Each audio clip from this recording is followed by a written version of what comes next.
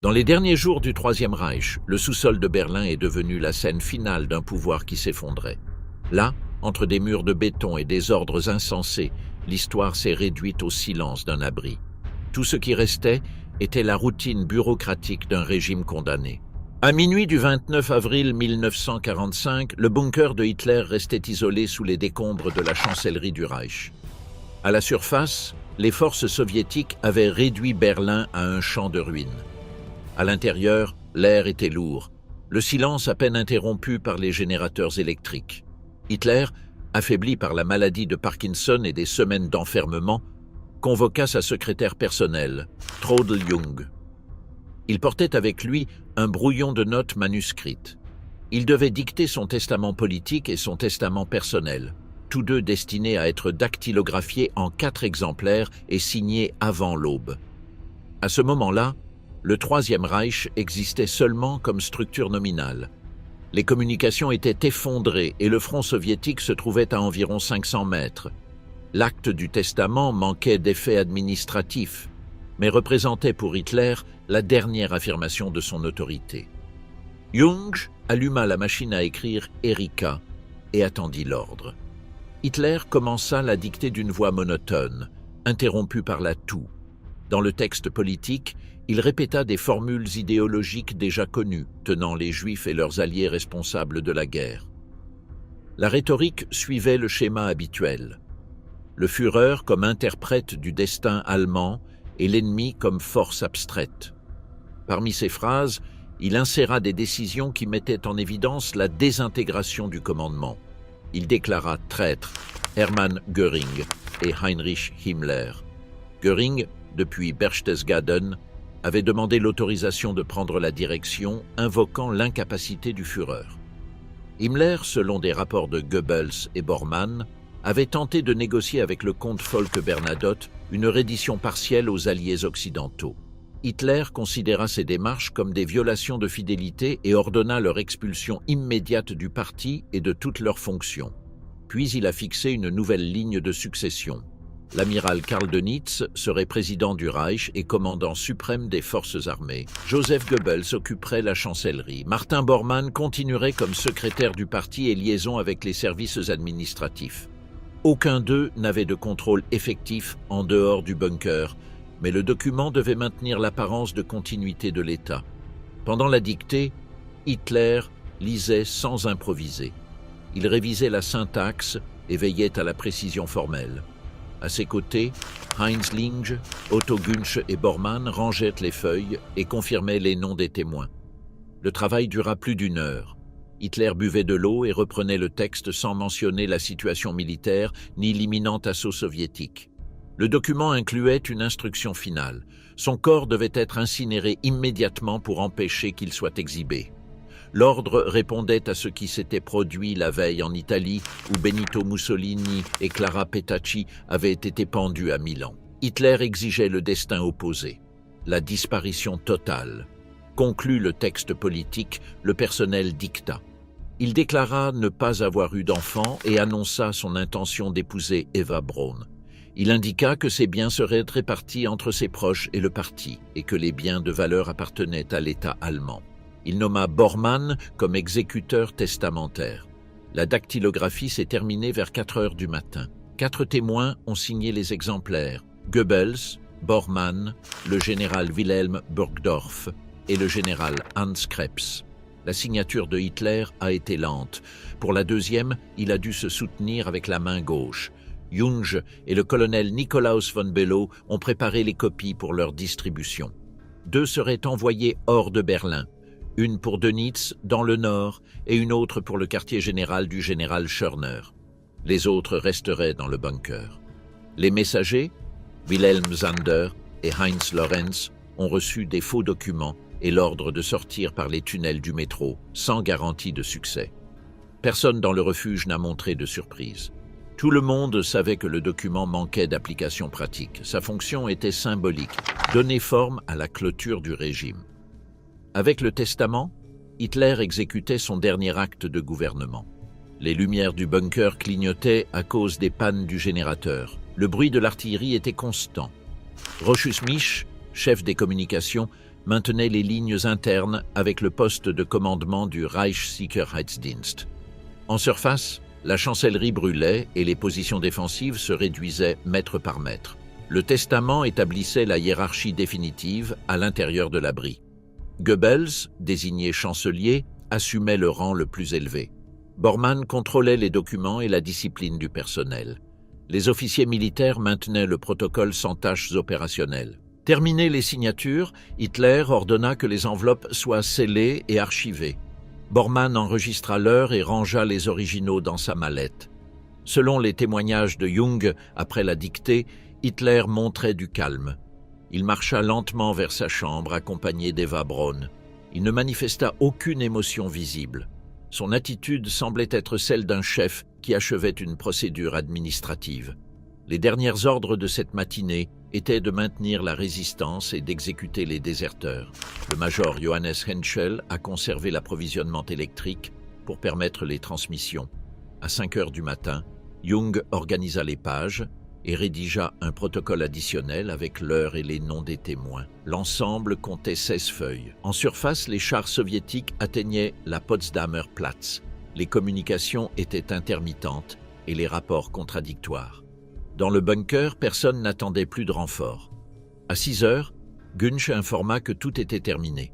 Hitler demanda du café, examina les enveloppes et en remit une à Bormann et une autre à Goebbels. Les autres furent attribués aux messagers. Lorsque les témoins se retirèrent, il ne resta que Hitler, Eva Braun, Jung et Linge. Hitler remercia la secrétaire pour son travail et lui conseilla de partir si l'occasion se présentait. Elle répondit qu'elle attendrait des instructions. Dans les couloirs, on murmurait le contenu du testament. Certains en ont déduit que le suicide était imminent. D'autres ont cru à une possible évacuation vers le sud. Personne n'avait d'informations confirmées. La structure du régime se maintenait par inertie. Le testament, daté avec précision, contenait une justification du national-socialisme, une accusation finale contre les Juifs et un remerciement aux partisans loyaux. Il se terminait par l'affirmation que lui et sa femme mourraient avant de se rendre. Le texte personnel réitérait cette décision et décrivait la distribution de ses biens. Le processus a duré environ 5 heures. À l'aube, la lumière se faufilait à travers les grilles supérieures. Les explosions étaient continues. À Flensburg, Dönitz recevrait la nouvelle le lendemain, lorsque les messagers parviendraient à s'échapper. Dans le bunker, le personnel retirait les tasses de café et rangeait les papiers. Jung gardait les bandes usées. Bormann vérifiait les codes. Hitler retourna dans sa chambre et demanda à être seul. Goebbels resta silencieux, lisant une copie du testament.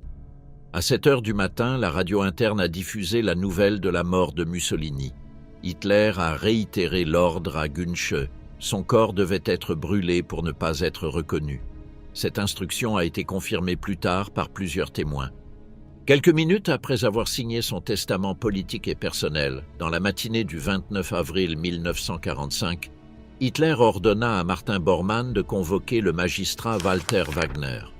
Ce fonctionnaire, membre du Parti national-socialiste et employé de l'administration municipale de Berlin, devait accomplir une tâche qui, dans le contexte de l'effondrement total, était dépourvue de sens pratique, mais conservait l'apparence de l'égalité. Célébrer le mariage civil entre Adolf Hitler et Eva Braun.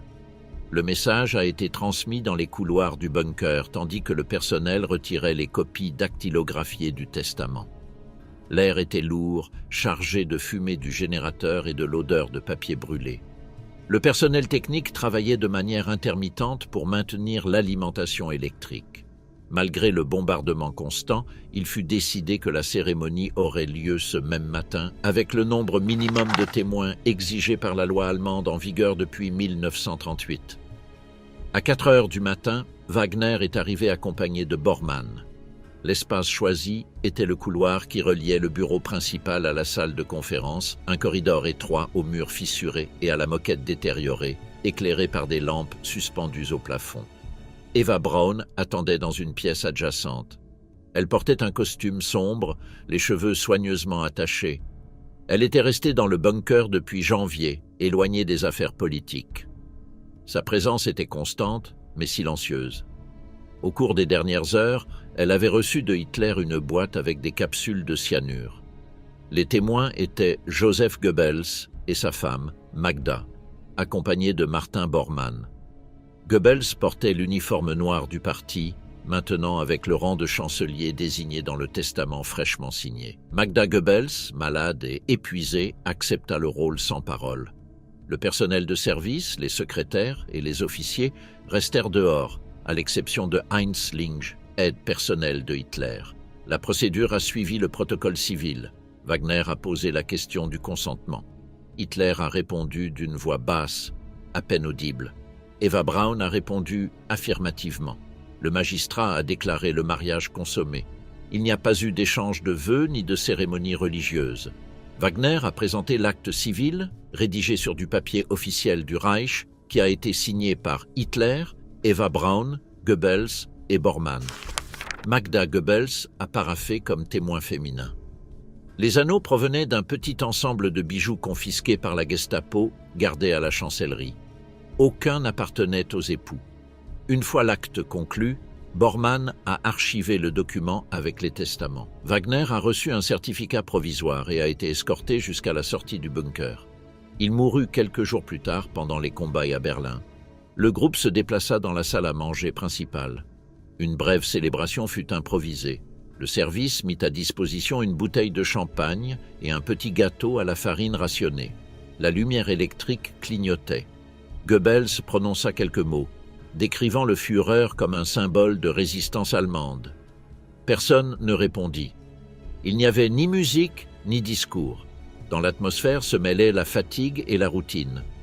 Traudl Jung, présente en tant que secrétaire, a noté plus tard qu'Hitler était distant, plus attentif au rapport du front qu'à la cérémonie qui venait de se terminer. Eva Braun affichait un air serein, discutait avec Magda Goebbels de questions domestiques. La scène se déroulait dans un silence contenu, avec le grondement de l'artillerie en arrière-plan. Durant la brève rencontre, Bormann a reçu des messages de l'extérieur. Les rapports confirmaient que les unités soviétiques avaient coupé les dernières voies d'évasion vers l'ouest. L'encerclement était total. Des combats étaient mentionnés dans la Wilhelmstrasse, à quelques mètres de l'abri. Bormann a retenu l'information pour ne pas interrompre le protocole. Ce n'est qu'après le toast qu'il a informé Goebbels que la ligne extérieure avait été effondrée. Hitler restait assis, avec un verre à la main qu'il ne finit pas. Les présents faisaient semblant de normalité. Le bruit constant des ventilateurs et le tremblement des murs accompagnaient la scène. La célébration dura moins de 20 minutes. Aucun officier ou autorité extérieure ne fut averti. Une fois la réunion terminée, Hitler se retira dans son bureau accompagné par Eva Braun. Goebbels les suivit de quelques pas avant de retourner à son bureau. Magda resta assise pendant plusieurs minutes. Bormann ordonna de retirer les verres et de nettoyer la table. Le personnel obéit sans parler. Dans la chambre voisine, Hitler a demandé à Linge d'appeler le médecin, le docteur Ludwig Stumpfegger, pour vérifier l'efficacité des capsules de cyanure. La demande, formulée 1 heure après le mariage, indiquait que les décisions concernant le suicide étaient déjà établies. Dans le bureau du général Hans Krebs, les derniers messages radio du maréchal Wilhelm Keitel étaient analysés, confirmant la reddition de plusieurs divisions dans le nord. À 5h30 du matin, Hitler est apparu dans le couloir principal et a ordonné que le mariage ne soit pas mentionné dans les communications à l'extérieur. Il a dit que cela ne devait pas être interprété comme un signe de faiblesse. Bormann a noté la phrase dans son carnet. Aucun message transmis aux unités défensives n'a inclus de référence à l'événement. Eva Braun, déjà épouse du Führer, a passé le reste de la journée dans sa chambre. Elle n'est pas intervenue dans les réunions ni dans les décisions politiques. Selon les secrétaires Jung et Gerda Christian, elle restait à fumer ou à écrire des lettres personnelles qui n'ont jamais quitté le bunker. Aucune ne s'est conservée. L'acte de mariage a été confirmé après la guerre par les archives du tribunal de Berlin et par les témoignages des personnes présentes. Le document reproduisait le format civil standard: date, lieu, nom, profession, religion et signature, sans mention politique ni personnelle. Il était daté à 4 heures du matin le 29 avril 1945. Dans le contexte de l'effondrement, la cérémonie représentait un acte administratif sans pertinence extérieure. Elle a fonctionné comme une clôture formelle de la vie privée de Hitler avant le suicide prévu. Le protocole a été appliqué avec une précision bureaucratique, en contraste avec la destruction générale de la surface. Les témoins ont décrit Hitler comme physiquement épuisé, avec des mouvements lents et la main tremblante. Lors de la signature du registre, il a eu besoin de soutien pour tenir le stylo. Eva Braun a signé de manière ferme et sans hésitation. Les différences physiques entre les deux étaient évidentes, mais personne n'a fait de commentaires. Après le toast, des cigarettes et des bonbons stockés depuis des mois furent servis. Goebbels, d'un ton solennel, proposa un toast au Führer et à la Nouvelle-Allemagne. Personne ne répondit. Le bruit des canons continuait à la surface. La rencontre se termina en silence. Bormann est retourné au centre de communication. Goebbels est retourné à son bureau pour dicter à sa secrétaire Hildegard sa dernière proclamation au peuple allemand. Magda a accompagné Eva Braun jusqu'à sa chambre et lui a remis une boîte contenant des photographies de famille. Ce geste, enregistré par Jung, a été le dernier contact significatif entre elles. Au cours de l'après-midi, la nouvelle du mariage s'est répandue parmi certains membres des SS à la chancellerie. Aucun ne montra de surprise. L'acte fut compris comme une formalité préalable à la fin. Loin de symboliser la continuité, il représentait la clôture. Hitler est resté le reste de la journée reclus avec Eva Braun dans sa chambre. Linge a apporté un repas léger et des boissons. Aucune conversation pertinente n'a été enregistrée. À minuit, le Führer s'est de nouveau réuni avec Goebbels et Bormann pour examiner les rapports militaires. Les bulletins confirmaient l'avancée soviétique jusqu'au cœur de la ville et l'impossibilité de communication avec tout commandement opérationnel. Le mariage de Hitler et d'Eva Braun est devenu l'une des dernières procédures légales du Troisième Reich. Il a été enregistré et archivé avec la même précision qu'un document de routine dans un environnement où toute structure politique et militaire se dissolvait. Le mariage n'a pas altéré la dynamique du bunker ni offert de soulagement moral à ses occupants. C'était une formalité au milieu de l'effondrement absolu, un acte civil célébré sous terre, entre décombres et explosions, alors que l'État qui le légitimait n'existait déjà plus. Aux premières heures du 29 avril 1945, le bunker de la chancellerie fonctionnait comme un appareil vide. Les horloges marquaient le passage du temps, mais les faits ne correspondaient plus à aucune structure militaire. À la surface, Berlin brûlait sous le feu de l'artillerie.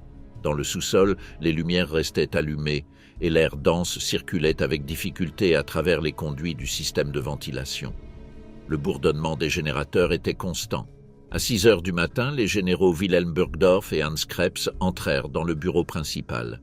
Ils apportaient les derniers rapports du front, des cartes dépliées et marquées avec des lignes qui ne représentaient plus de position réelle. Les divisions Steiner et Wenck, que Hitler espérait comme renfort, avaient été détruites ou dispersées. Krebs essaya d'expliquer la situation en utilisant la terminologie de l'état-major. Repli, réorganisation, résistance localisée. Hitler l'interrompit. Il demande des données concrètes. Burgdorf confirma qu'il n'existait aucun contact avec aucune unité. L'encerclement était total. Hitler écoutait en silence. La rigidité de son visage était visible. Lorsque Krebs prononça le mot « effondrement », il frappa la table et répéta « La guerre est perdue, mais il n'y aura pas de capitulation ». Il ordonna de résister jusqu'au dernier homme. Burgdorf acquiesça sans commentaire. La réunion se termina sans proposition. L'ordre fut transmis au bureau de radio, bien que tout le monde sût qu'il était sans effet. Dans la salle de communication, Martin Bormann continuait à envoyer des télégrammes chiffrés à des fragments de l'armée qui ne répondaient plus. Les lignes étaient interceptées par les soviétiques. Les opérateurs transmettaient des messages sans destinataire, tous avec la même formule. Le Führer ordonne de résister. La fiction du commandement se maintenait par routine administrative. Pendant la matinée, le bunker s'est rempli de mouvements. Les couloirs étroits étaient parcourus par des messagers, des officiers sans affectation et du personnel technique. Les téléscripteurs fonctionnaient de manière intermittente. Dans les bureaux, le bruit du bombardement faisait trembler les lampes. personne ne parlait de reddition. Joseph Goebbels, récemment nommé chancelier, resta aux côtés de Hitler. Il rejetait toute possibilité de fuite. Il disait que le devoir du parti était de mourir à Berlin. Ses assistants envoyaient des messages de propagande aux quelques stations qui émettaient encore. Les marches militaires continuaient de résonner sur une ville détruite. Dans le domaine médical, les docteurs Werner Haas et Ernst Günther Schenk remplaçaient le docteur Morel qui avait quitté Berlin quelques jours auparavant. Ils distribuaient des analgésiques, des sédatifs et des stimulants. Hitler continuait à recevoir des injections régulières. Les dossiers ultérieurs confirmeraient l'utilisation combinée de méthamphétamine et de barbiturique. Heinzling maintenait la routine du Führer. Petit déjeuner, lecture de rapports, réunions courtes. Aucun de ces actes n'avait de pertinence opérationnelle. C'était un mécanisme de discipline interne, une manière de maintenir l'apparence de l'autorité. À midi, les rapports indiquaient que les troupes soviétiques avaient traversé la rivière Spree et prenaient position dans le Tiergarten.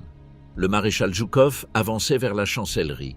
Hitler ordonna aux unités SS, qui résistaient encore à la porte de Brandebourg, de défendre la zone jusqu'à épuisement des munitions.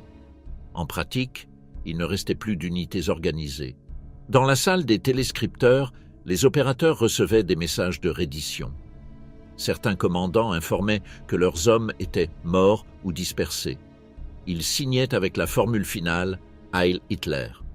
Bormann les archivait sans les transmettre. La réalité de l'effondrement était connue, mais le discours interne devait se maintenir. Pendant l'après-midi, l'atmosphère est devenue plus instable. Certains buvaient des réserves du réfectoire. D'autres dormaient dans les couloirs.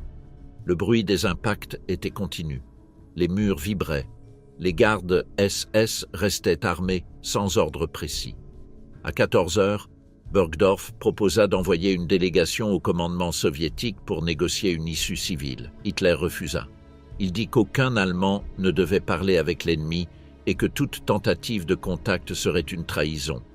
Krebs et Burgdorf comprirent qu'il n'y aurait pas de négociation possible. Dans les couloirs, les rumeurs se multipliaient. Il était question de Himmler et Göring. Bormann confirma que Göring avait été arrêté sur ordre direct du Führer et que Himmler avait été dénoncé pour tentative de reddition aux Alliés. Personne n'avait de preuves directes. Les nouvelles arrivaient fragmentées par la radio. Les dactylos continuaient à copier des ordres. Linge parcourait le bunker pour s'assurer que personne ne quitte son poste. Eva Braun restait recluse. Les enfants de Goebbels jouaient dans une salle latérale sans connaître la situation. À 16 heures, Bormann a enregistré la confirmation que les Soviétiques avaient repris la gare Anhalter. L'isolement était total. Le bunker était sans issue possible. Hitler convoqua à nouveau Krebs et Burgdorf. Sur la table étaient étalées des cartes qui ne représentaient déjà plus rien. Il insista sur des mouvements d'unités inexistantes. Lorsque Krebs expliqua que les communications étaient de couper, Hitler répéta qu'il fallait résister. Personne ne discuta. Une fois la réunion terminée, Goebbels a rédigé un dernier message pour la radio, un appel à la fidélité. Il a été diffusé avec des interférences. Dans les heures suivantes, plusieurs officiers ont demandé la permission de s'échapper vers l'ouest. Bormann a refusé. Il a dit que toute tentative serait considérée comme une désertion. L'autorité se maintenait uniquement par la peur. Dans le domaine médical, Haas et Schenk préparèrent des bandages pour les blessés qui arrivaient encore de la surface. Les cadavres s'empilaient dans les couloirs de la chancellerie. L'odeur d'essence et de chair brûlée se répandait dans les conduits. On essayait de maintenir l'hygiène avec des désinfectants. À 18 heures, Linge a informé que les réserves de nourriture suffisèrent pour 2 jours. Hitler a ordonné de servir le dîner habituel. Il a mangé en silence avec Eva Braun et Goebbels. Personne n'a parlé du front.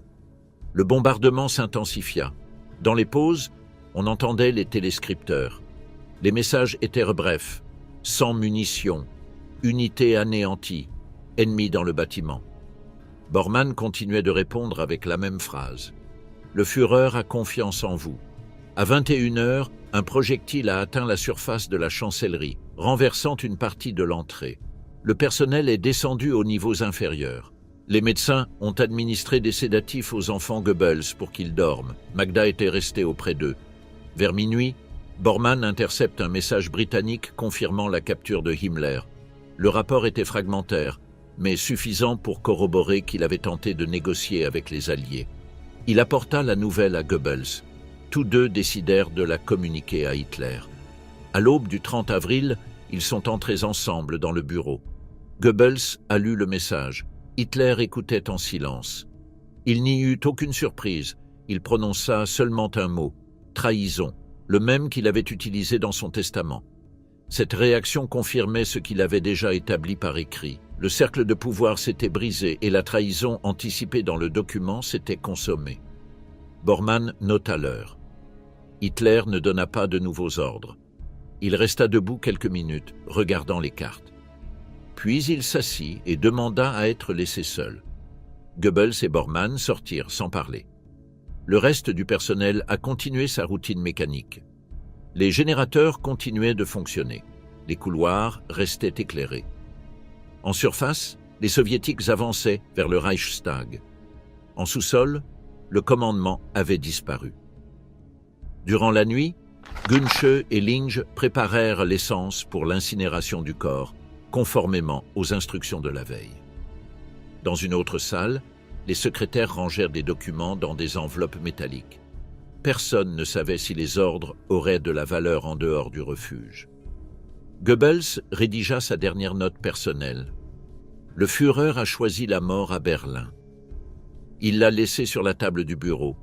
Magda dormait à côté de ses enfants, sous sédatifs. À 3 heures du matin, les téléscripteurs ont cessé de fonctionner. L'opérateur du Reichssicherheitsdienst a déconnecté la ligne principale. Bormann a ordonné de détruire les codes chiffrés. Les dossiers ont été brûlés dans des poêles électriques. À cette heure-là, la chancellerie supérieure était en ruine. Dans le jardin, les restes des projectiles ouvraient des cratères. Les derniers défenseurs du périmètre combattaient corps à corps. À l'intérieur du bunker, le silence s'imposa de nouveau. Hitler restait dans sa chambre, accompagné seulement d'Eva Braun. Personne ne le revit jusqu'au moment du suicide. Le commandement du Troisième Reich avait pris fin. Dans les premières heures du 30 avril 1945, les opérateurs du Reichssicherheitsdienst interceptèrent une transmission de la BBC britannique. Le bulletin annonçait que Heinrich Himmler, chef des SS et ministre de l'Intérieur, avait offert la reddition inconditionnelle de l'Allemagne au commandement allié occidental par l'intermédiaire du comte suédois Folke Bernadotte. Il n'était fait mention ni d'Hitler ni du gouvernement de Berlin. En pratique, le message confirmait que le régime était fracturé. Le rapport a été remis à Martin Bormann, qui l'a remis personnellement au Führer. Hitler était assis devant une table couverte de documents, accompagné par Joseph Goebbels. Quand Bormann a lu la nouvelle, le silence fut prolongé. Hitler a demandé la source et Bormann a répondu qu'elle provenait de la BBC, considérée comme fiable même par les services allemands. La réaction fut immédiate. Hitler se leva brusquement, renversa une chaise et exigea des détails.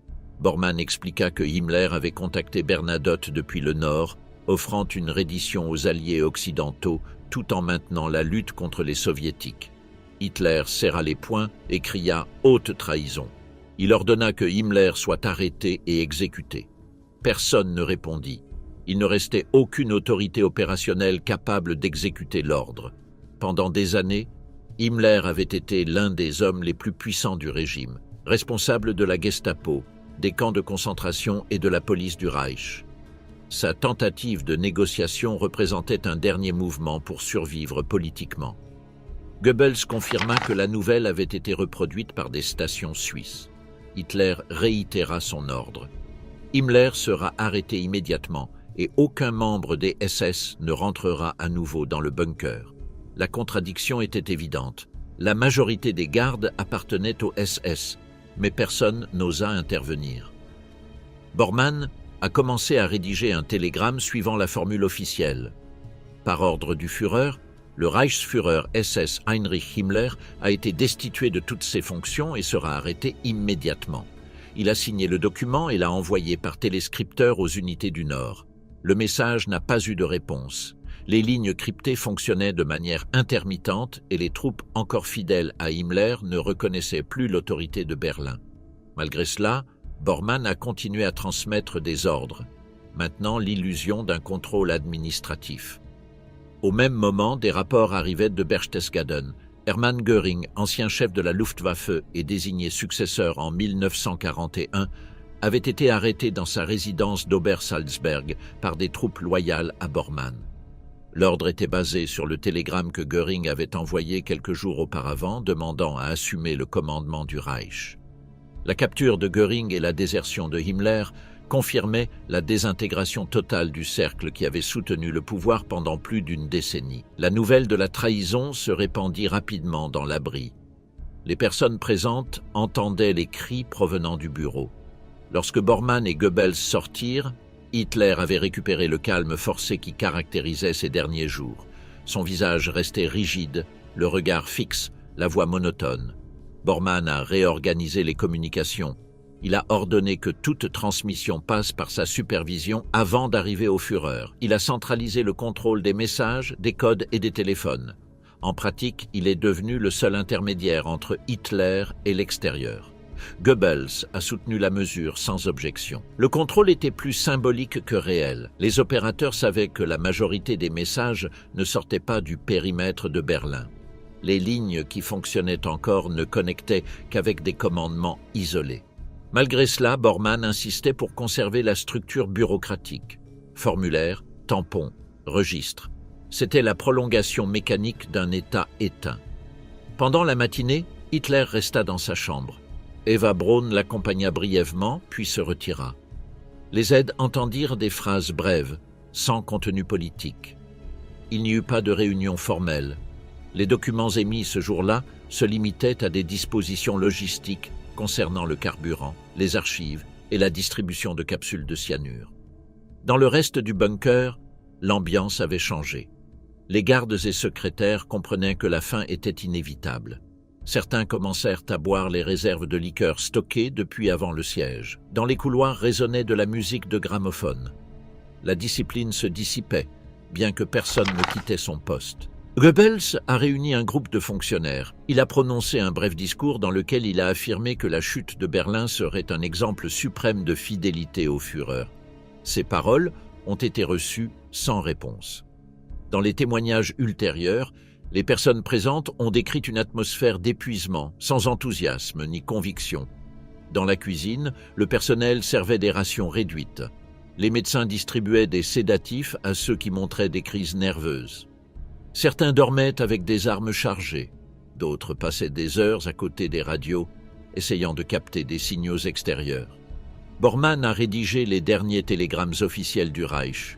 L'un, adressé à l'amiral Karl Dönitz, indiquait que Hitler était toujours à Berlin et qu'il devait se conformer à ses ordres. Un autre, destiné à la Bavière, ordonnait la destruction des archives du parti.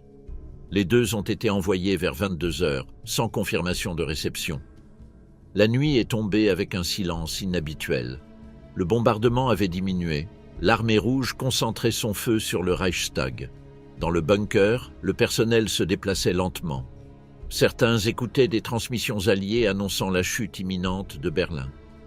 À minuit, Hitler sortit de sa chambre et demanda la présence de Goebbels et Bormann. Il leur communiqua sa décision finale. Il mourrait dans le bunker. Goebbels répondit que lui et sa famille feraient de même. Bormann acquiesça sans parler. Puis Hitler donna des instructions sur les préparatifs matériels.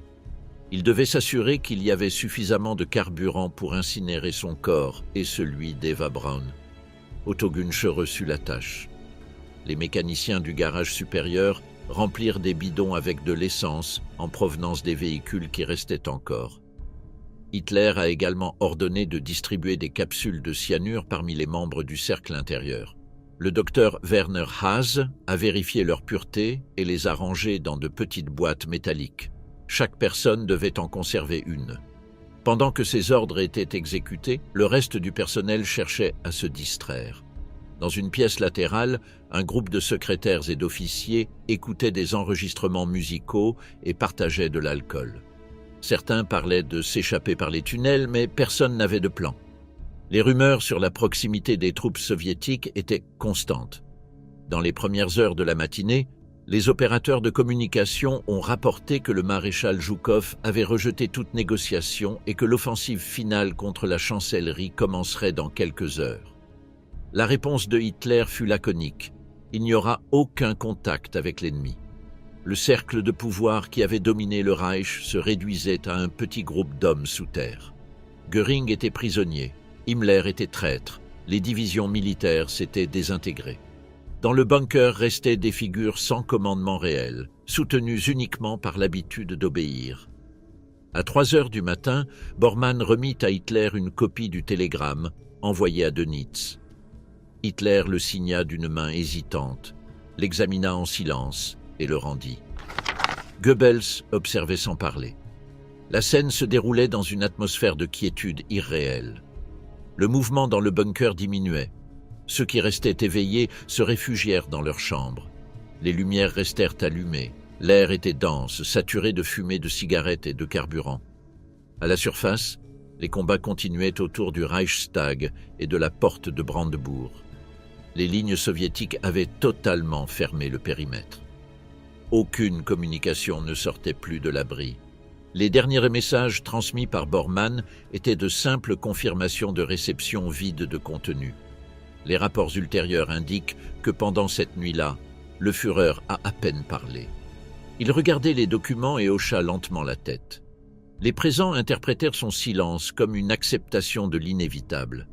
Vers l'aube, la hiérarchie nazie était dissoute.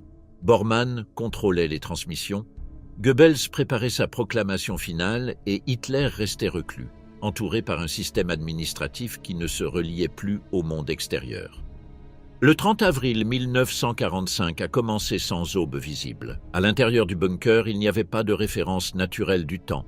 Seules les horloges marquaient la continuité des heures. À 6 heures du matin, Adolf Hitler demanda à Heinz Ling de l'informer sur la situation extérieure. L'assistant répondit que les troupes soviétiques étaient déjà à l'intérieur du complexe de la chancellerie et que le feu avait momentanément diminué. Hitler acquiesça, demanda son manteau militaire et sollicita de parler avec le docteur Ludwig Stumpfegger. Le médecin est arrivé accompagné de Werner Haas. Tous deux savaient que la consultation n'était pas médicale, mais technique. Hitler voulait vérifier l'efficacité du cyanure. Cela faisait des jours qu'il insistait sur le fait que les capsules remises par Himmler des mois auparavant pouvaient être altérées.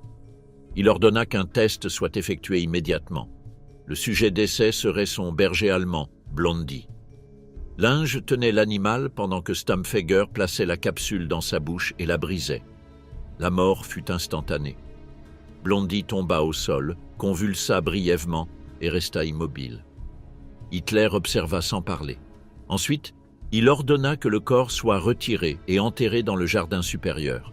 Le test avait rempli son objectif, confirmer que le poison fonctionnait. À 7 heures, Otto Günsche a été convoqué. Hitler lui a donné un ordre direct. Il devait rassembler suffisamment d'essence pour incinérer son corps et celui d'Eva Braun. Günsche savait que le carburant était rare, mais il restait encore des bidons en réserve dans le garage. Il a noté la quantité nécessaire et est parti avec 2 techniciens du service. Sous le feu ennemi, ils ont transporté les bidons jusqu'à la sortie du jardin de la chancellerie. Le trajet s'est effectué entre les ruines avec des débris tombant sur les tunnels. Une fois la tâche accomplie, il est retourné au bureau et a confirmé la disponibilité du carburant. À l'intérieur du bunker, le protocole continuait. Bormann et Goebbels se tenaient au centre de communication. Le premier rédigeait des télégrammes chiffrés. Le second préparait sa dernière proclamation. Bormann envoya un message à Dönitz informant que le Führer était toujours à Berlin et que la guerre continuait. Aucune réponse ne parvint. Les opérateurs affirmèrent que les lignes étaient brouillées.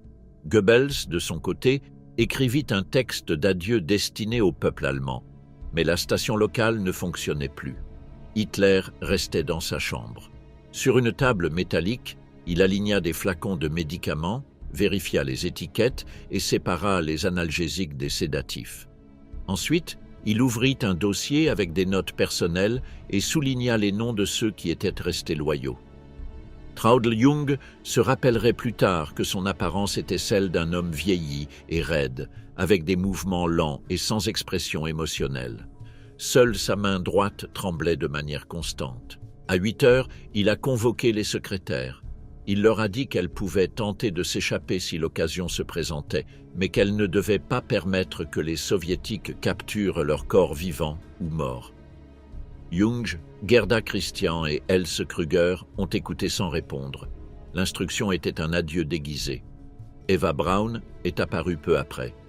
Elle portait un costume noir, sans insigne ni bijoux. Elle est entrée dans le bureau et est restée avec Hitler quelques minutes. Personne n'a entendu la conversation. En sortant, elle a demandé une cigarette et l'a fumée lentement dans le couloir. C'était la première fois qu'elle le faisait en public dans l'abri. Dans la cuisine, le personnel préparait un petit déjeuner léger. Hitler prit du thé et un morceau de pain. Goebbels l'informa que les Soviétiques avaient pris la gare de Friedrichstrasse et que l'encerclement était total. Hitler répondit que l'amiral Dönitz devait continuer la guerre depuis le nord. Bormann transmit cette instruction par radio, bien qu'il sache que la communication était presque inexistante. En milieu de matinée, le bombardement s'est intensifié. Les murs tremblaient à chaque impact. Pourtant, le protocole interne n'a pas été modifié. Gönczi est retourné au bureau pour confirmer que l'essence était prête. Hitler a répété l'ordre. Les corps devaient être incinérés sans délai et réduits en cendres. L'aide a noté chaque détail et s'est retirée. Les docteurs Haas et Stumpfegger ont vérifié à nouveau les capsules de cyanure. Ils en ont préparé 2 pour Hitler et Eva Braun et d'autres pour le personnel qui les avait demandés. Ils ont expliqué que l'effet était immédiat et qu'il n'existait aucun antidote. Personne n'a posé de questions. Goebbels se présenta peu de temps après. Il informa que sa famille resterait dans le bunker. Il dit qu'il ne fuirait pas et ne permettrait pas que ses enfants soient capturés. Hitler ne répondit pas. Il répéta seulement que la loyauté serait rappelée. Goebbels acquiesça et ordonna au docteur Haas de préparer les capsules pour sa femme et ses 6 enfants. Le médecin obéit sans commentaire. Dans les couloirs, l'atmosphère était de calme artificiel. Quelques soldats nettoyaient les débris, d'autres buvaient en silence. Les secrétaires recueillaient des documents pour leur destruction. Personne n'ignorait ce qui allait se passer. La hiérarchie se maintenait seulement par habitude. Linge a affirmé plus tard que l'atmosphère était de bureaux vides. Sans cris ni pleurs, juste une séquence d'ordres finaux. À 11 heures, Hitler demanda à Linge d'appeler ses aides. Ils entrèrent un par un, Gönczi, Burgdorf, Krebs, Goebbels et Bormann. Hitler leur serra la main. Il dit quelques mots de remerciement pour la fidélité montrée. Il remit à Bormann ses insignes et à Goebbels une copie du testament politique. Personne ne répondit. Ensuite, Hitler se retira avec Eva Braun dans sa chambre. Les portes restèrent fermées. Dans le couloir, les autres restèrent immobiles. Pendant l'heure suivante, Gönczi surveilla les préparatifs extérieurs. Il ordonna à 2 hommes de transporter des couvertures, des chiffons et des bidons dans la zone du jardin. Chaque détail suivait les instructions directes de Hitler. Les corps devaient être rendus méconnaissables. Les gardes SS collaboraient sans parler. En surface, le feu d'artillerie continuait. Les Soviétiques se trouvaient déjà à moins de 200 mètres du bâtiment. À l'intérieur du bunker, la routine se dissolvait. Les médecins soignaient les blessés arrivant des tunnels. La plupart mouraient peu de temps après. Dans une salle adjacente, les enfants Goebbels dormaient sous l'effet de sédatifs. Magda restait à leur côté, écrivant des lettres d'adieu. Goebbels passait entre son bureau et le cabinet du Führer. Selon les témoins, son visage montrait une fatigue absolue. À midi, Hitler appela Linge. Il demanda si tout était prêt. L'essence, les capsules, les portes sécurisées. Linge confirma. Hitler lui dit de revenir dans 2 heures. Ce fut le dernier ordre formel. Au centre de communication, Bormann essayait encore de contacter Dönitz. Les messages arrivaient fragmentés. Dans l'un d'eux, Dönitz communiquait qu'il avait assumé la présidence du Reich conformément aux dispositions du testament. Bormann lut la réponse et ne la transmit pas à Hitler. Il considérait que cela n'avait plus de sens. Eva Braun a dit adieu au secrétaire peu après. Elle leur a dit qu'elle espérait qu'elle survive et qu'elle ne regrettait pas sa décision. Jung se souviendrait de sa sérénité, voix stable, sans larmes. Ensuite, elle est retournée dans la chambre avec Hitler. En surface, le feu d'artillerie a cessé par de brefs intervalles. Les opérateurs ont interprété la pause comme un regroupement soviétique avant l'assaut final. Les derniers documents officiels du Reich datent de cette heure. L'un désignait Karl Hanke comme ministre de l'Intérieur. Un autre ordonnait de résister jusqu'à la dernière cartouche. Aucun n'a été exécuté. Les téléscripteurs sont restés silencieux. On n'entendait que le bourdonnement du générateur et les explosions lointaines. À 14 heures, Linge retourna au bureau. Hitler était debout près du canapé. Il lui remit son pistolet Walter PPK de 7,65 mm et lui répéta les instructions. Une fois sa mort confirmée, il devait envelopper les corps dans des couvertures, les transporter au jardin, verser l'essence et allumer le feu. Günche et Lange acquiescèrent. Il n'y eut pas d'autres mots. Eva Braun était assise à ses côtés.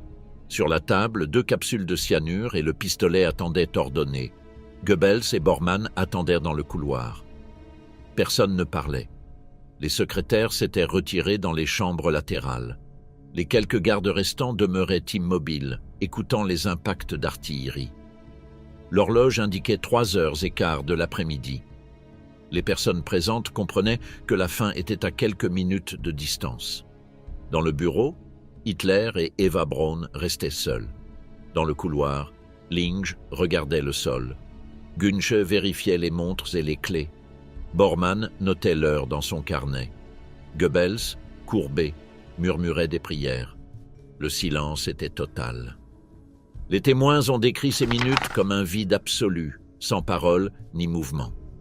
À 15h30, Linge entendit un son bref, métallique et sec, un coup de feu étouffé. Linge et Günche se regardèrent, attendirent quelques secondes et poussèrent la porte. L'air de la pièce était lourd, imprégné de l'odeur chimique du cyanure.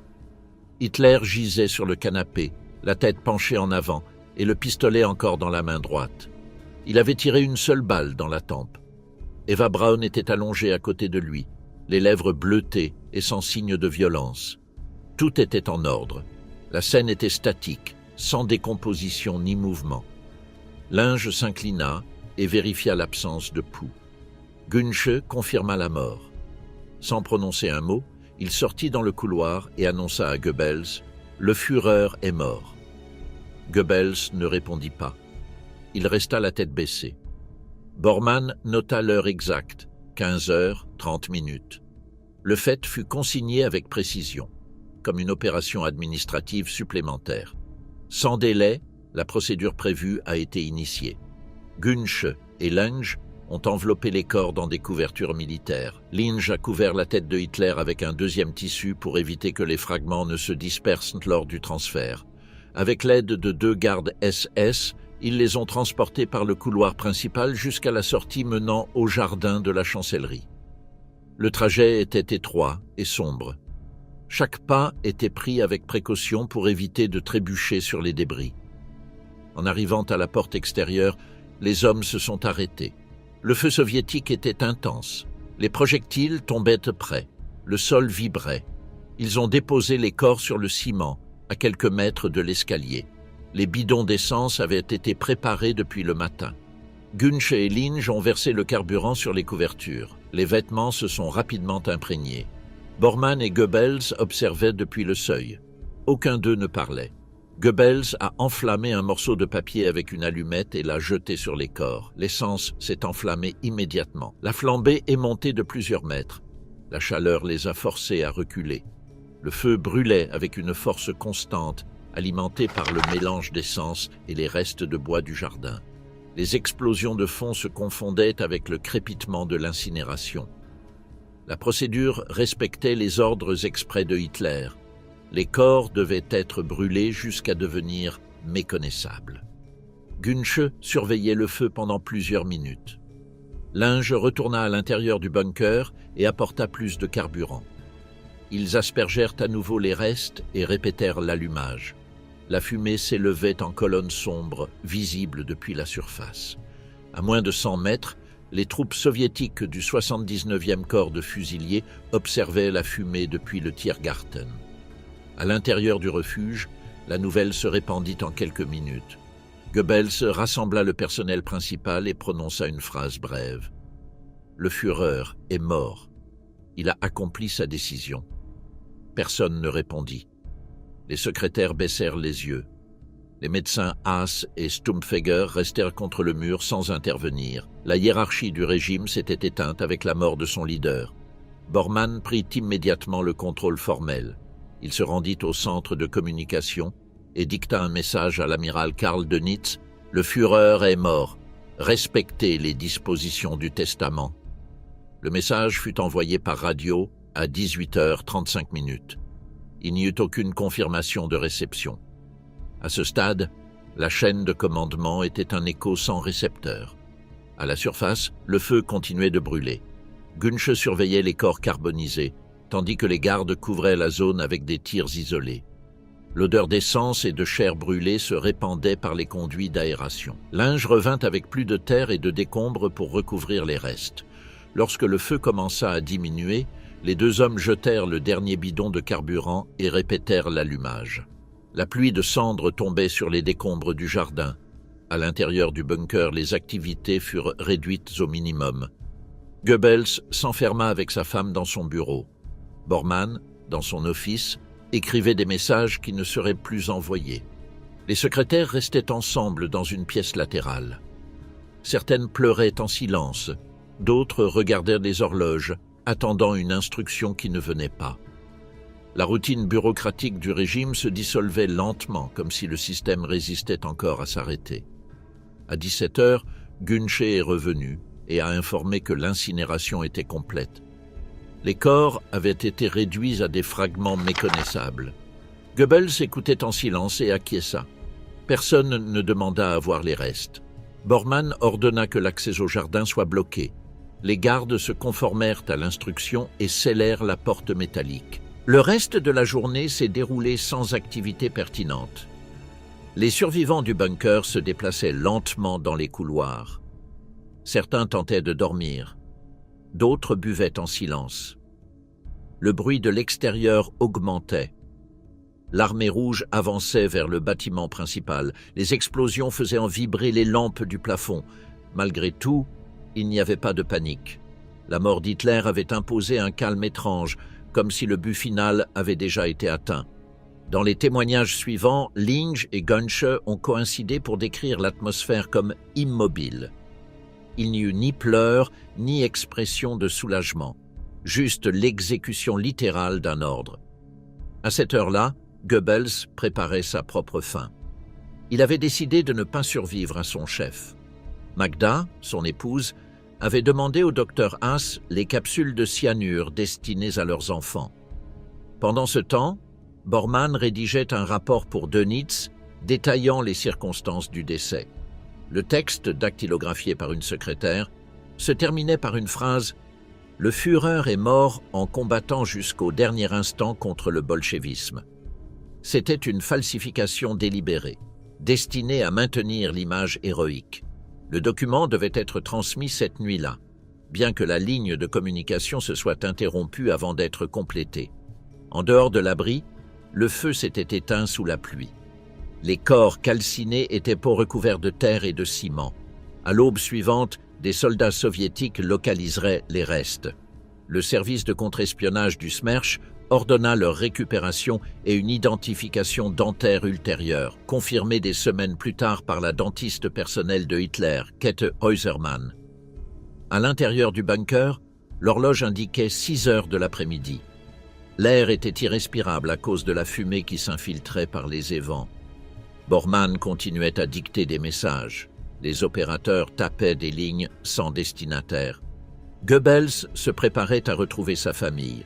Les médecins restaient en attente. Le régime avait cessé d'exister, mais sa structure se déplaçait encore par inertie, comme un appareil qui ne savait pas s'arrêter. Dans le couloir principal, Gunche et Ling étaient assis contre le mur, couverts de suie. Personne ne parla. Dehors, le crépitement du feu s'était transformé en un silence lourd. L'odeur persistante de combustion imprégnait tout le bunker. Dans cet environnement clos, les survivants comprirent que le centre du pouvoir s'était définitivement éteint. La fumée continuait de monter par les conduits. Dans les pièces latérales, les secrétaires rangeaient les derniers documents. Bormann nota l'heure finale dans son carnet. 15h30. Le Führer est mort. En dessous, il ajouta une note. Ordres accomplis. Le régime était arrivé à son point terminal. Après l'incinération des corps dans le jardin, le bunker est resté une structure vide. L'air était imprégné de fumée et d'essence et le bruit de l'extérieur se réduisait à des explosions lointaines.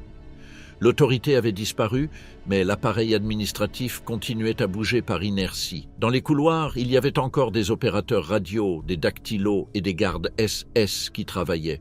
Aucun ne savait quoi faire. Goebbels, enfermé dans son bureau, agissait comme si le gouvernement existait encore. Il examinait des documents et donnait des ordres formels qui n'avaient déjà plus de destinataire. Martin Bormann, qui avait contrôlé les transmissions pendant les jours précédents, continuait dans le centre de communication, essayant sans succès de contacter Flensburg. Les téléx répétaient des signaux vides. Magda Goebbels rendit visite à ses enfants dans la chambre latérale où ils dormaient. Elle leur apporta de la nourriture et maintint la routine habituelle sans mentionner la mort de Hitler. Le silence parmi les adultes était absolu. Dans les couloirs, certains hommes buvaient en groupe. D'autres, assis à côté des murs, attendaient des instructions qui ne viendraient jamais. À l'aube du 1er mai, le général Hans Krebs a demandé la permission d'établir un contact avec le commandement soviétique. L'ordre a été accepté. Il est sorti du bunker, accompagné d'un interprète sous drapeau blanc. Au poste avancé de l'armée rouge, il a été reçu par le maréchal Vassili Tchouikov. Krebs a proposé une trêve limitée pour évacuer les civils et les blessés. Tchouikov a répondu que seule une reddition sans condition serait acceptée. Aucune négociation n'était possible. Krebs est revenu au bunker sans résultat. Lorsqu'il informa Goebbels, celui-ci affirma que la reddition n'était pas une option. Sa décision était de rester à Berlin et d'y mourir. La phrase fut enregistrée par Bormann dans ses notes. Dès ce moment, la décomposition interne fut totale. Les officiers des SS discutaient de plans d'évasion vers l'ouest. Certains tentaient de se frayer un chemin par les tunnels du métro. Les secrétaires se réunissaient pour décider si elles devaient rester dans le bunker ou se rendre.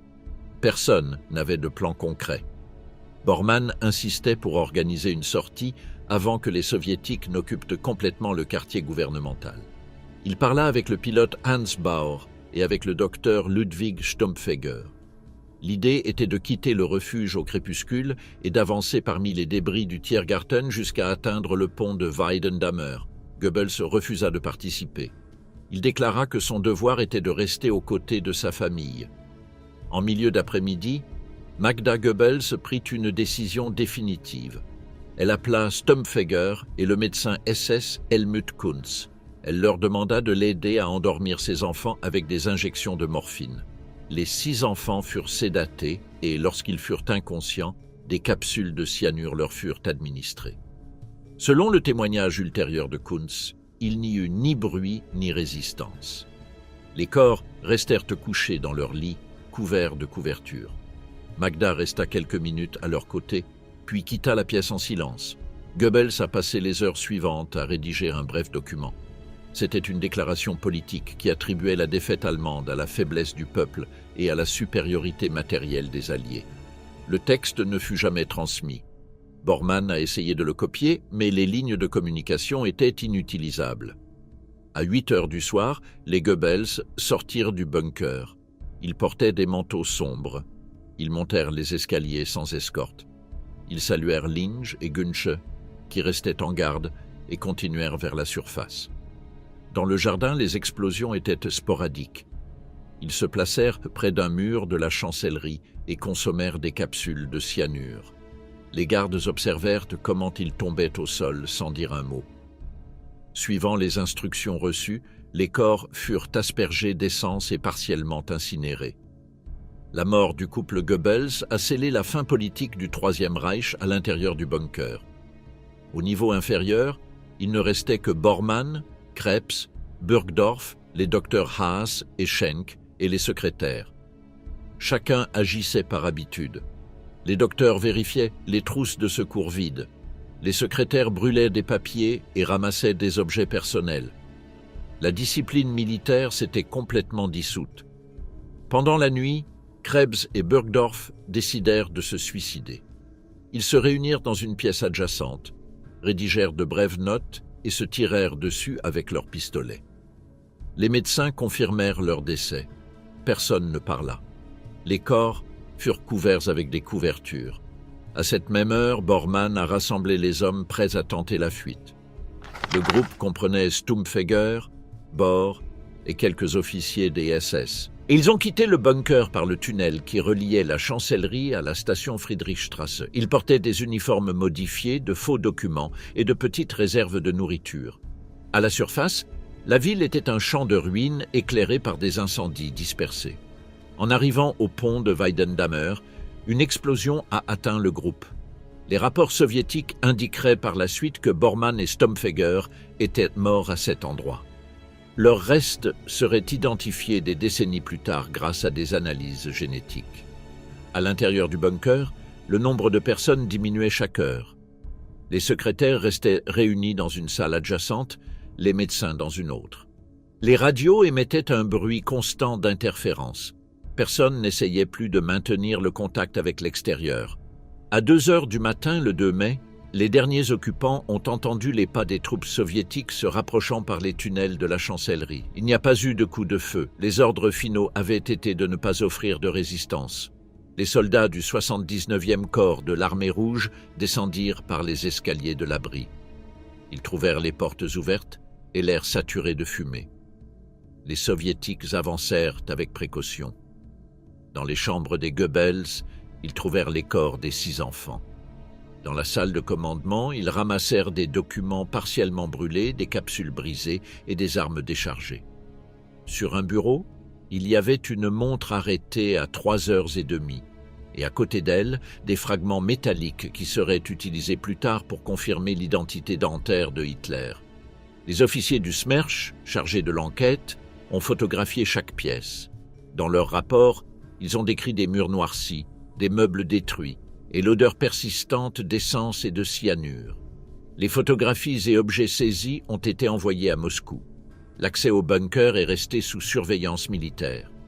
Au cours des jours suivants, les soviétiques effectuèrent un enregistrement systématique. Ils numérotèrent les objets, emballant des armes, des documents et des effets personnels. Parmi les trouvailles, on mentionna des insignes du parti, des montres, des porte-cigarettes, des portraits de famille et des restes de prothèses. Tout fut inventorié avec une précision bureaucratique. Les survivants civils ont été emmenés pour être interrogés.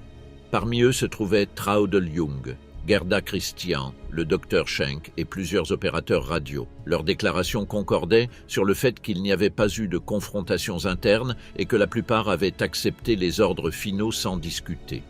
Ils ont décrit l'atmosphère comme étant de résignation totale et de silence continu. À 6 heures du matin, les troupes soviétiques déclarèrent le périmètre sécurisé. Le feu d'artillerie cessa complètement. En surface, les chars traversaient la Wilhelmstrasse. Le drapeau rouge fut hissé sur les ruines de la chancellerie. Berlin était sous contrôle soviétique. Les ingénieurs ont scellé les accès au refuge et ont placé des gardes permanents. À l'extérieur, les civils ont commencé à sortir des sous-sols.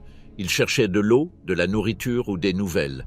La ville était une étendue de décombres. Dans le ciel, la fumée s'élevait en colonnes denses.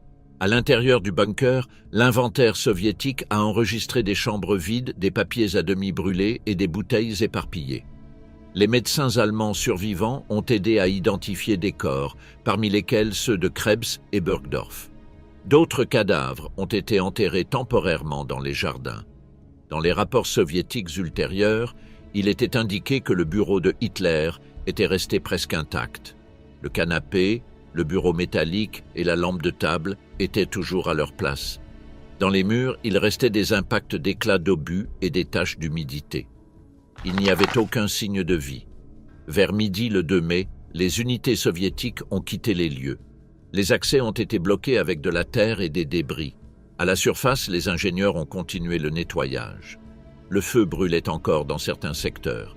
Le bunker, qui avait été pendant des années le centre opérationnel du Reich, est devenu un espace vide. Le 2 mai 1945 s'est levé sur une ville dévastée. À Berlin, les combats avaient cessé presque complètement. Les restes de la garnison allemande, épuisés et sans direction, se réfugiaient parmi les décombres de la chancellerie. À l'intérieur du bunker, il ne restait plus de haut commandement. La chaîne de commandement s'était brisée avec les suicides de Hitler, Goebbels et des généraux de l'état-major. Seule persistait la discipline mécanique de quelques officiers et l'instinct de survie des civils piégés dans la zone. À 6 heures du matin, le général Helmut Weidling, commandant de la défense de Berlin, a décidé que la résistance n'avait plus de sens. Les provisions étaient épuisées, les communications rompues et les unités de la Wehrmacht avaient disparu en tant que structure militaire. Sous drapeau blanc, il a envoyé des émissaires au commandement soviétique. Quelques heures plus tard, il s'est présenté personnellement devant le général Vassili Tchoïkov, chef de la 8e armée de la garde. La réunion s'est tenue au poste de commandement soviétique du quartier de Tempelhof. Weidling a proposé la reddition complète de la ville. Tchoïkov a accepté sans condition. Ils ont signé l'acte qui mettait fin à la bataille de Berlin. À 7h45, les soviétiques ont transmis le communiqué officiel. Berlin a capitulé. Les dernières défenses ont cessé le feu. Dans les secteurs de la chancellerie, les soldats sont sortis des tunnels les mains levées. Le drapeau rouge a été hissé sur le bâtiment du Reichstag. Les tirs sporadiques se sont éteints. La bataille qui représentait le cœur du Troisième Reich était terminée. À l'intérieur du bunker, les survivants écoutaient la nouvelle par les haut-parleurs. Personne ne parla. Les secrétaires s'assirent contre les murs. Les médecins, Haas et Schenk, préparèrent des bandages pour soigner les blessés qui descendaient encore de la surface. La reddition formelle ne fit que confirmer ce que tout le monde savait. Le Reich n'existait plus. Le même jour, les troupes soviétiques commencèrent l'inspection du complexe. Des escadrons du Smerch, la direction du contre-espionnage militaire, entrèrent dans la chancellerie. Ils vérifièrent pièce par pièce, rassemblèrent des documents, des armes, des capsules brisées, des papiers brûlés et des objets personnels. Les cadavres des Goebbels, partiellement carbonisés, furent découverts près de l'entrée du jardin. Dans l'une des pièces intérieures, ils trouvèrent les corps des 6 enfants. Les médecins soviétiques notèrent la cause probable du décès, empoisonnement au cyanure. Les prisonniers ont été réunis dans le couloir central. Parmi eux se trouvaient Traudl Jung, Gerda Christian, les médecins, plusieurs opérateurs radio et assistants de service. Personne n'a opposé de résistance. Ils ont été transférés au centre d'interrogatoire pour déterminer les faits finaux. Les premiers rapports des soviétiques décrivent l'endroit comme un labyrinthe de ciment avec une forte odeur d'essence et d'acide prussique. Au cours des journées des 3 et 4 mai, les unités soviétiques ont complètement sécurisé la chancellerie. Les ingénieurs ont dressé des plans du bunker, numéroté les pièces et marqué les zones détruites. Les objets trouvés ont été emballés et envoyés à Moscou. Parmi eux, il y avait des dents, des fragments de mâchoires, des bagues et des fragments métalliques, des pièces qui serviraient plus tard à identifier les restes de Hitler. Tandis que Berlin était sous contrôle soviétique, le nord de l'Allemagne connaissait un processus différent. À Flensburg, près de la frontière avec le Danemark, l'amiral Karl Dönitz avait établi un gouvernement provisoire dans le but de préserver l'administration civile et de négocier la reddition avec les alliés occidentaux. Dans cette petite ville portuaire, un petit groupe d'officiers navals entretenait l'illusion de la continuité légale de l'État allemand. Le 5 mai, Dönitz ordonna à toutes les forces allemandes dans le nord-ouest, au Danemark et aux Pays-Bas, de déposer les armes devant le maréchal britannique Bernard Montgomery. Cet acte, signé dans la ville de Lüneburg, marqua la première grande reddition partielle. Le 7 mai, à Reims, en France, le document préliminaire de reddition inconditionnelle fut signé devant les forces alliées occidentales. Le général Alfred Jodl signa au nom du haut commandement allemand. Cependant, les soviétiques ont exigé une ratification dans leur propre zone de contrôle. Pour cette raison, le 8 mai, l'acte final a eu lieu dans la banlieue berlinoise de Karlshorst. Là, le maréchal Wilhelm Keitel a signé la capitulation totale de toutes les forces armées allemandes devant des représentants de l'Union soviétique, des États-Unis, du Royaume-Uni et de la France. Avec cette signature, la guerre en Europe a été déclarée terminée. Le document stipulait la cessation complète des hostilités à 23h01 du 8 mai. À partir de cet instant, l'Allemagne était placée sous l'autorité des puissances alliées. Le Troisième Reich, en tant qu'entité politique et militaire, cessait d'exister. À Berlin, les jours suivants furent dominés par le silence et la réorganisation. Les troupes soviétiques patrouillaient dans les rues détruites. Les ruines brûlaient encore dans certains secteurs. Des milliers de civils émergeaient des abris à la recherche de nourriture et d'eau. L'infrastructure de la ville était effondrée. Il n'y avait ni transport, ni électricité, ni service de base. Les autorités soviétiques ont établi des comités provisoires pour distribuer de la nourriture et retirer les cadavres. Dans l'ancienne chancellerie, les équipes du Smerch ont continué l'enregistrement. Ils ont scellé les portes du bunker et ont désigné des gardes permanents. Le matériel récupéré a été classé comme preuve. Les rapports décrivaient les meubles détruits, les horloges arrêtées et les téléscripteurs inactifs. Chaque objet a été numéroté. Dans les semaines suivantes, les accès ont été remplis de terre et de béton.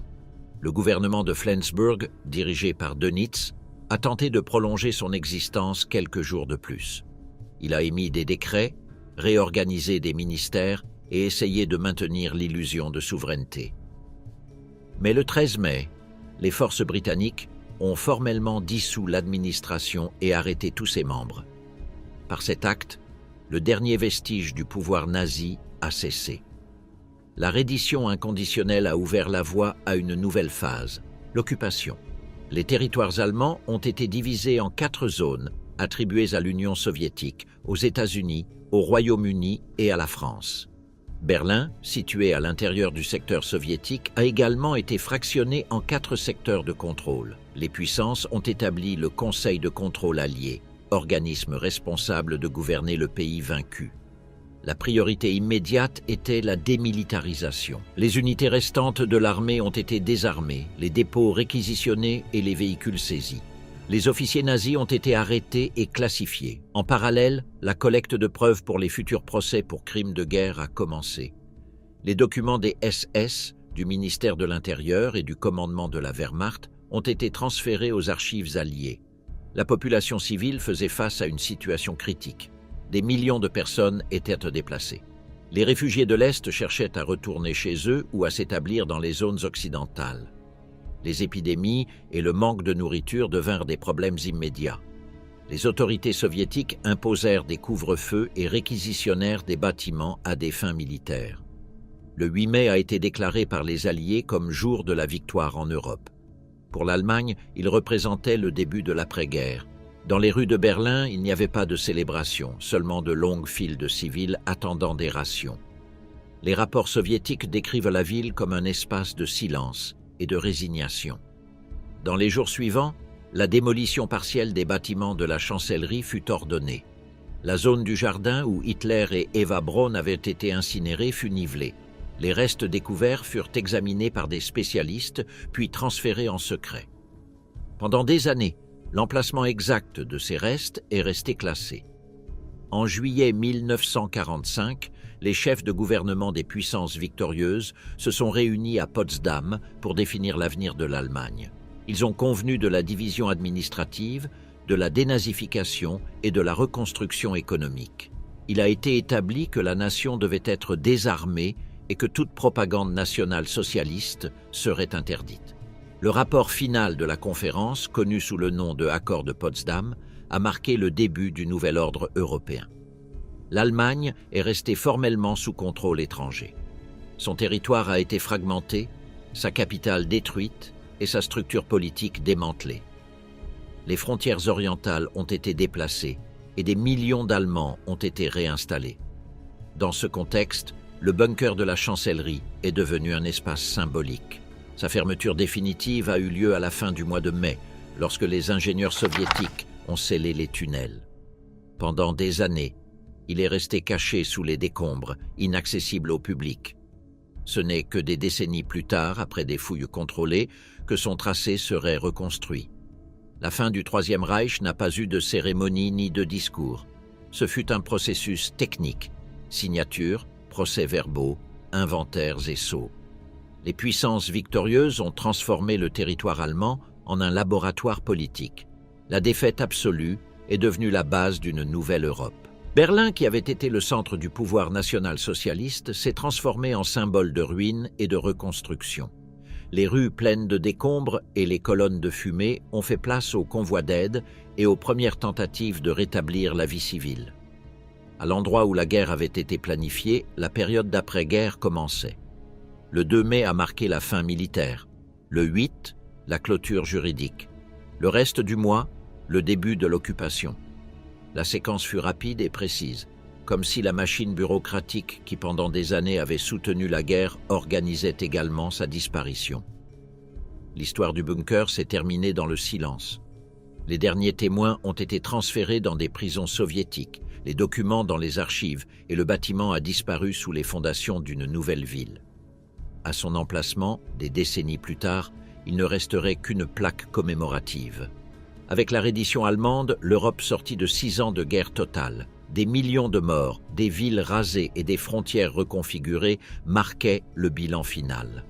Dans les bureaux des Alliés, on parlait de reconstruction, mais dans les sous-sols de Berlin, il ne restait que les traces de l'effondrement. Ciment, fumée et silence. Le Reich était terminé. Ce qui restait, c'était une nation occupée et une capitale en ruine, témoin muet de l'effondrement de son propre mythe.